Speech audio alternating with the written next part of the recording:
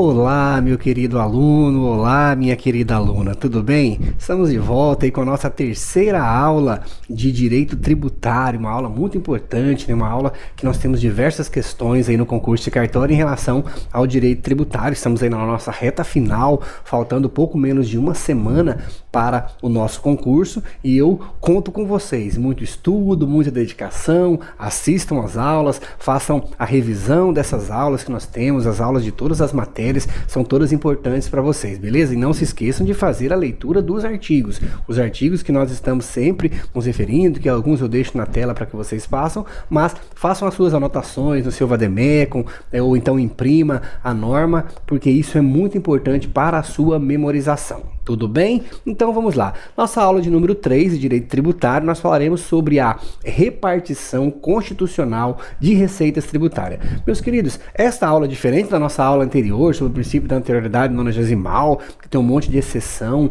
Esta aula ela é muito tranquila, mas quando ela cai nas provas de concurso de cartório, as pessoas costumam errar, porque ela é uma aula extremamente matemática, certo? Que você tem que ter um esforço para memorizar o que? Números. Então, muito tranquilo, você memorizou os números aqui em relação a cada repartição constitucional de receita tributária, é muito tranquilo. Então vamos lá, artigos 157 até o 162 da Constituição da República Federativa do Brasil. Somente 6 artigos muito tranquilos para que você faça a leitura. Eu vou acompanhar contigo a leitura, falar alguns entendimentos do STF, algumas coisas que eu quero que vocês prestem atenção e que eu entendo que pode cair na prova, principalmente em razão das novidades. Vamos lá? Então, beleza. Artigo 157, esse já caiu diversas vezes, tanto o 157 como o 158, inciso 1º. Vamos lá. 157 diz o seguinte, ó: pertencem aos estados e ao Distrito Federal. Então ele começa dizendo da repartição constitucional para os estados. 1. O produto da arrecadação do imposto da União sobre a renda proveniente de qualquer natureza incidente na fonte. O examinador costuma tirar esse incidente na fonte e aí a alternativa fica errada, porque é somente esse imposto de renda incidente na fonte sobre rendimentos pagos a qualquer título por eles, por suas autarquias e fundações. Meus queridos, o examinador costuma colocar aqui o que? Isto, sociedade de economia mista, mas não é porque a sociedade de economia mista não está incluída nesse artigo, somente autarquias e fundações que instituírem e mantiverem. O artigo 158 nós estudaremos depois, mas eu já vou colocar ele aqui para vocês, porque é a mesma redação, só que aí ela diz que pertence, a Constituição diz que pertencem aos municípios, a mesma redação, ó: o produto da arrecadação do imposto da União sobre a renda proveniente de qualquer natureza, incidentes na fonte sobre rendimentos pagos a qualquer título, por eles, suas autarquias e fundações somente que instituírem e mantiverem. Então aqui nós já aprendemos então o artigo 157.1 e o 158.1 também. O 157, inciso 2º. Então vamos lá, olha, muita atenção para esse artigo, para esse inciso.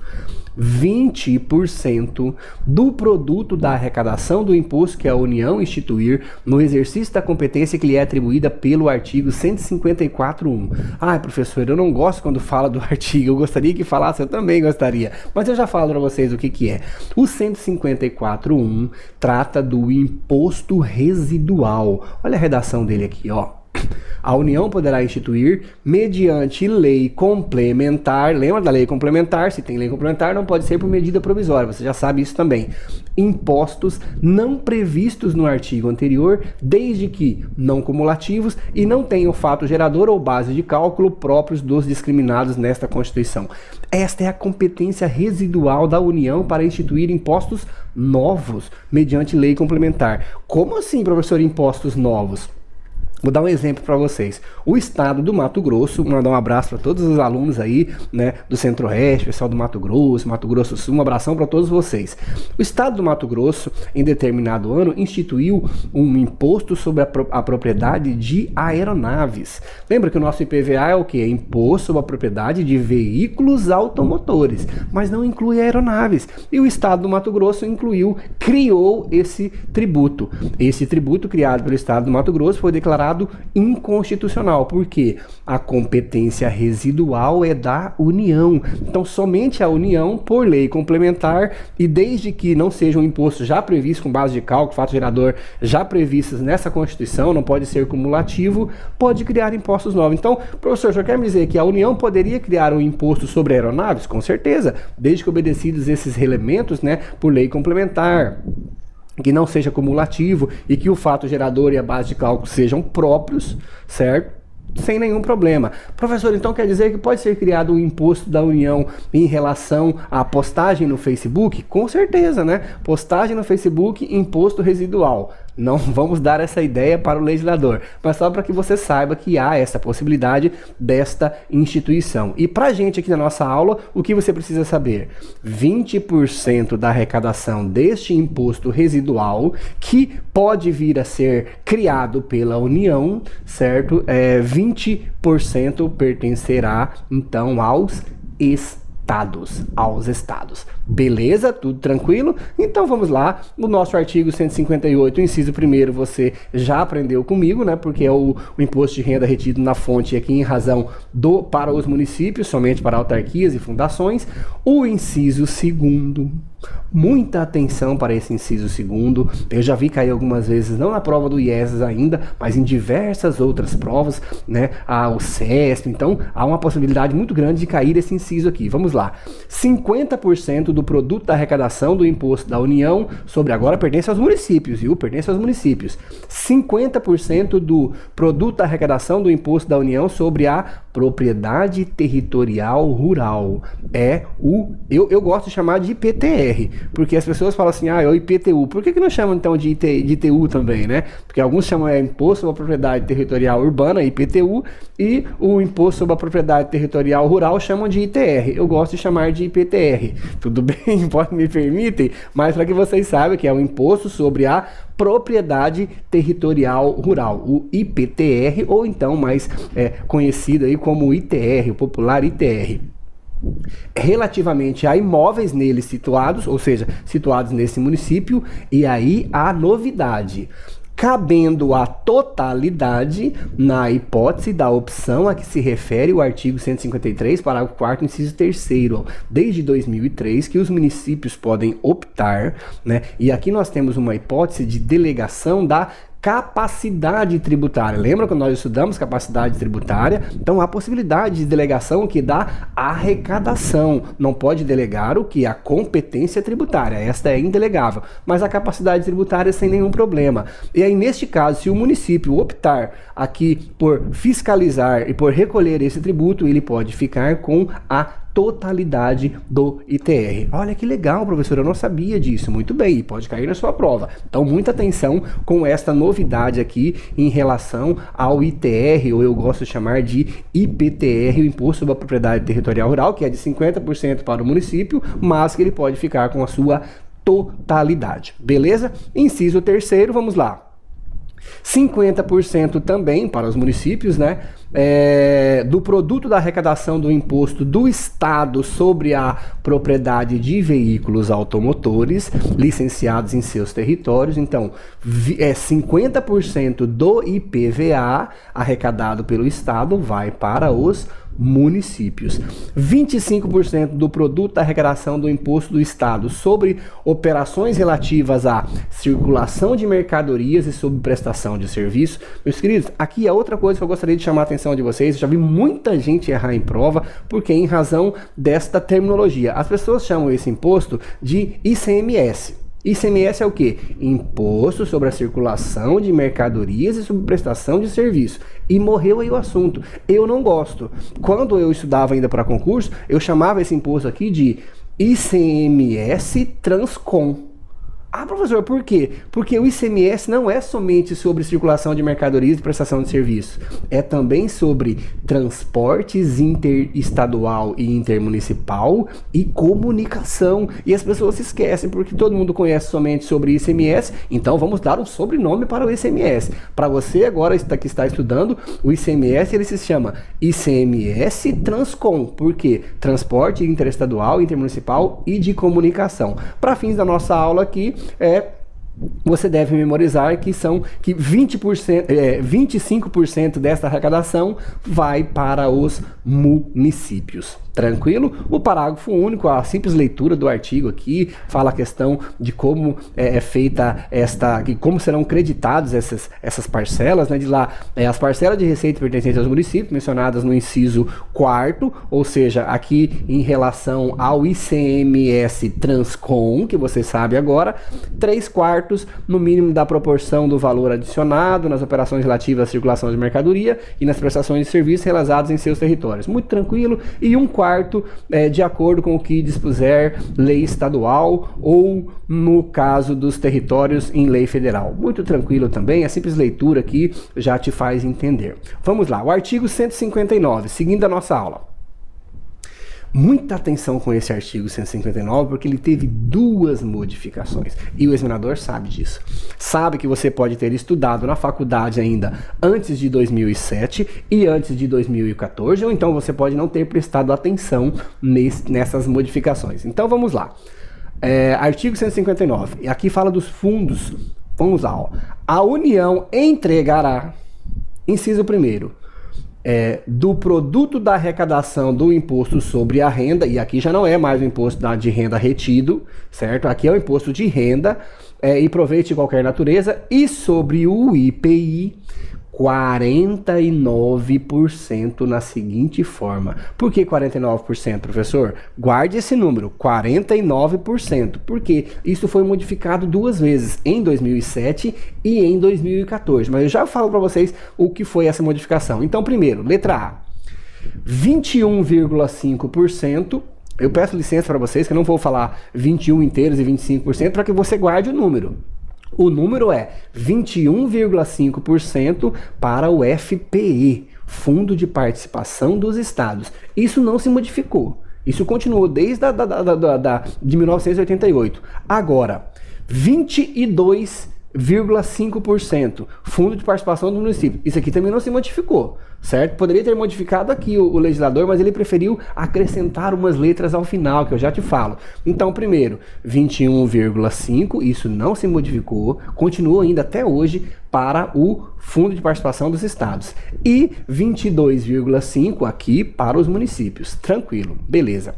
Essa letra C, meus queridos, eu já vi cair também nos concursos, e eu vou te dizer como que eles pedem no concurso. Ó, 3% para aplicação em programas de financiamento ao setor produtivo das regiões Norte, Nordeste e Centro-Oeste, somente essas 3 regiões, Norte, Nordeste e Centro-Oeste. Tranquilo? Não esqueçam dessas 3 regiões.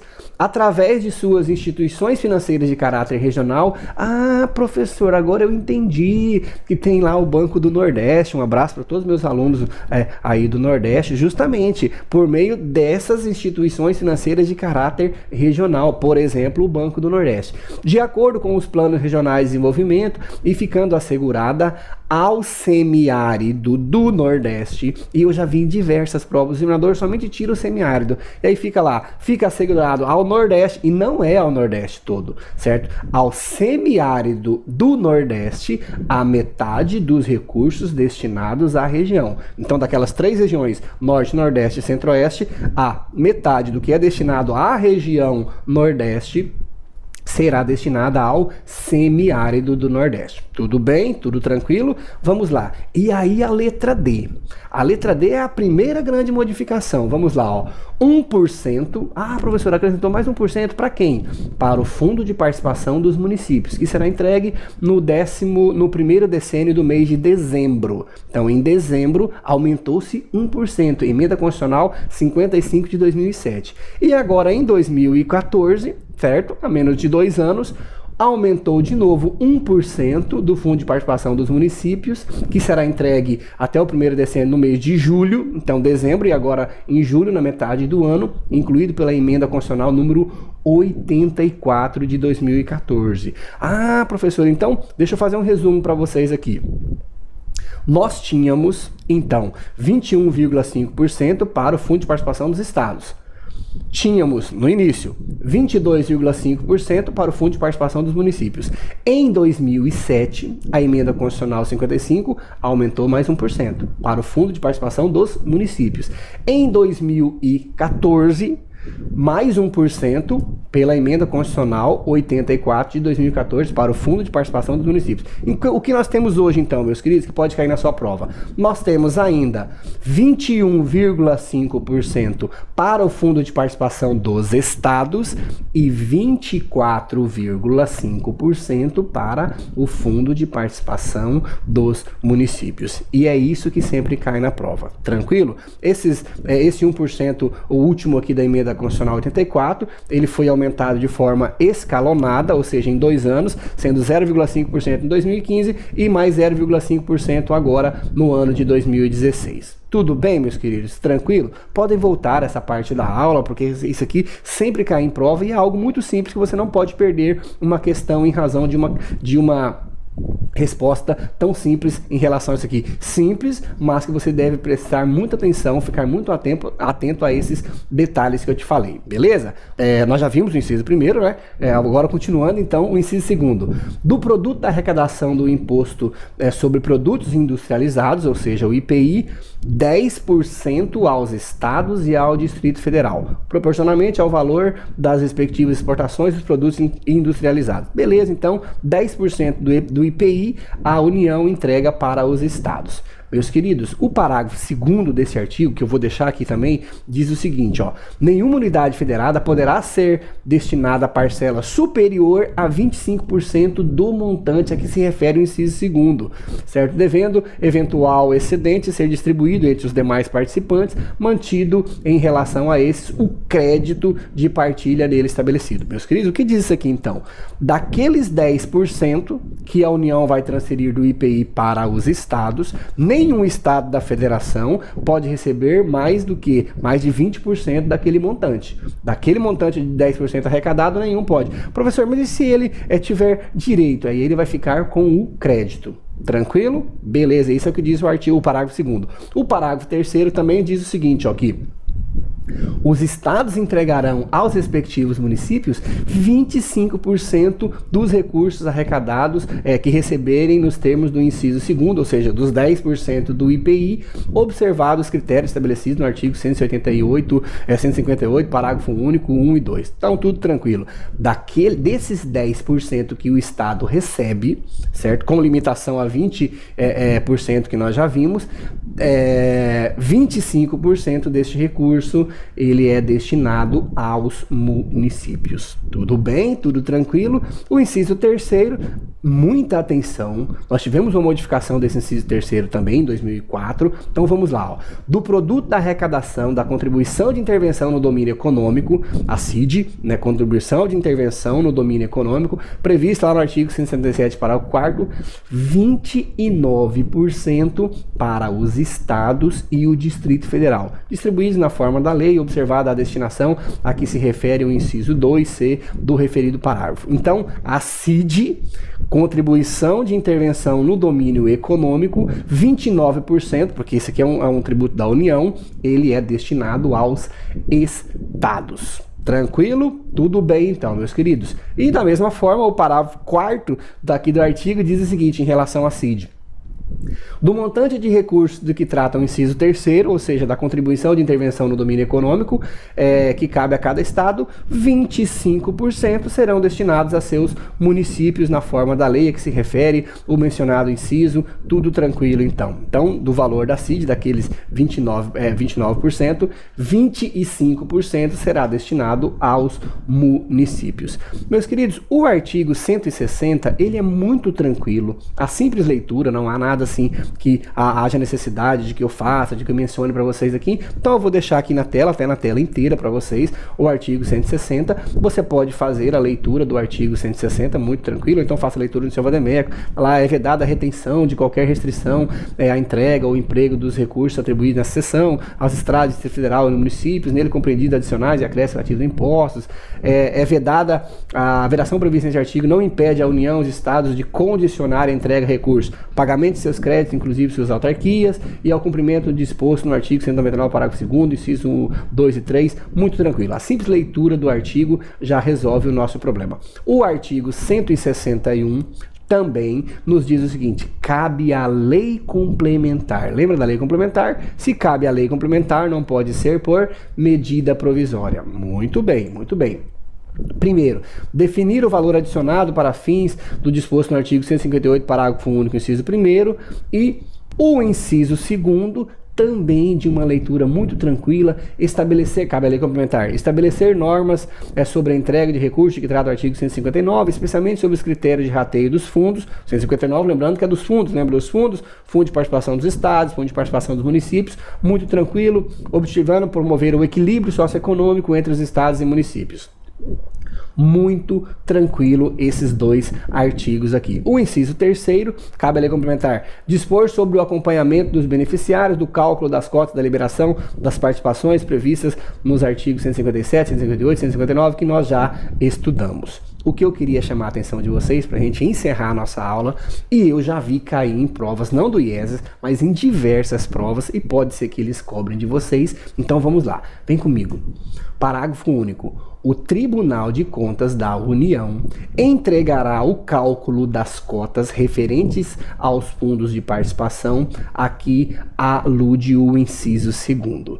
Quem faz esse cálculo, então, é o Tribunal de Contas. Professor, e como é feito esse cálculo? Eu tenho essa dúvida, eu gostaria de saber. O senhor pode me dizer? Este cálculo, meus queridos, ele é elaborado em razão de dados de estimativa populacional que são fornecidos pelo IBGE.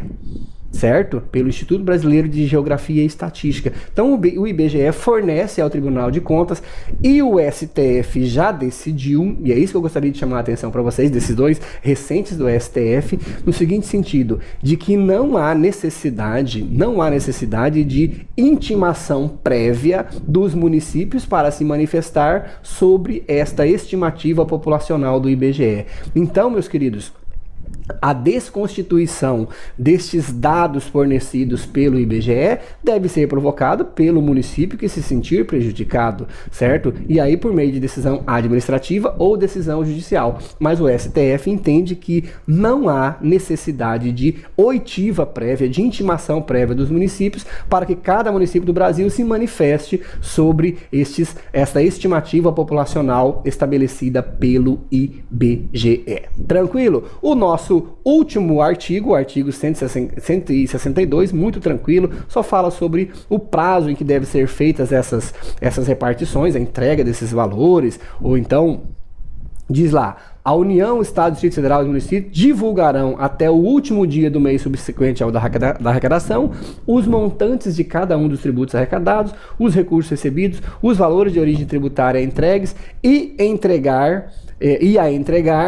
a expressão numérica dos critérios de rateio. Parágrafo único. Os dados divulgados pela União serão discriminados por estado e por município, e os dados dos estados por cada um de seus municípios. Então, uma regra apenas de divulgação em relação a essas arrecadações. Beleza, meus queridos? Tudo tranquilo? Volte essa aula, vale a pena, porque é uma aula simples, apenas com dados matemáticos. Então, você memorizando esses dados, professor, quanto que é do fundo de participação dos estados, quanto que é hoje 21,5% dos estados, 24,5% dos municípios, lembrando que era 22, aumentou mais 1%, coisa simples, mas que você não pode errar na sua prova. Tranquilo? Então, conto com vocês, voltamos daqui a pouquinho na nossa próxima aula sobre competência tributária, uma aula muito legal para vocês. Até mais!